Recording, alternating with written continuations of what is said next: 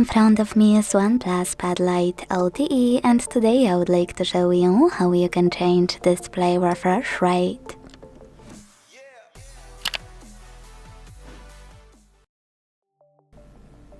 Begin by opening devices settings and scrolling down a tiny bit to click on display and brightness.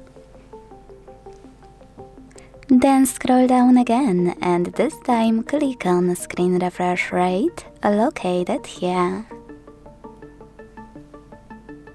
Now just choose between standard or high depending on what suits you best. I personally prefer high for extra fluid feel. It makes a noticeable difference, especially when scrolling. When you're done, just go back.